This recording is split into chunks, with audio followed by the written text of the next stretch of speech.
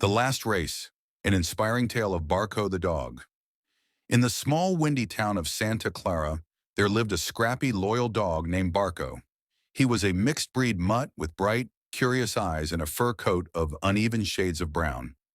Barko belonged to Lucas, a 12-year-old boy who had a dream of becoming a marathon runner like his late father.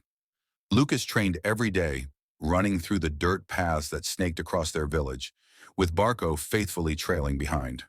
While Lucas struggled to pace himself or breathe properly, Barko was always steady, leaping over obstacles, encouraging Lucas with playful barks, and nudging him forward whenever he stopped.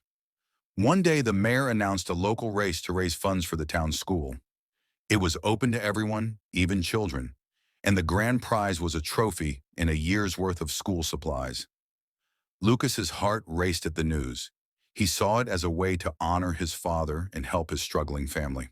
For weeks, Lucas trained harder than ever, waking up before dawn and running longer distances.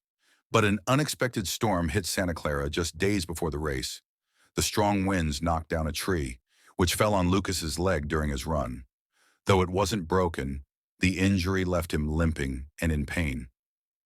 "Maybe it's best you sit this one out, Anak," his mother suggested, worry etched on her face. But Lucas was determined. "I've worked too hard, Mom. I'm not giving up." Race day arrived and the town square buzzed with excitement. Lucas joined the crowd at the starting line, Barko by his side as usual.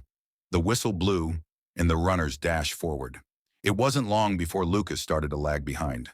His leg ached with every step, and the other participants pulled further ahead. Barko sensed Lucas's struggle and sprang into action.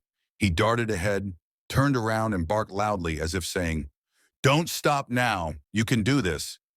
The crowd noticed Barko's antics and began cheering him on. "Go, Barko! Help Lucas!" someone shouted. Lucas, inspired by the cheers and his dog's unwavering energy, found a second wind. He pushed through the pain, matching Barko's pace as they ran together. By the final stretch, Lucas was far behind the leaders, but he kept running.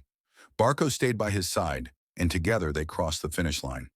The crowd erupted in applause, not because Lucas won, but because he showed heart, courage, and perseverance. Later that evening, as Lucas nursed his sore leg and held the small medal he'd been given for his effort, he looked at Barko. "We didn't win, boy, but we didn't quit either.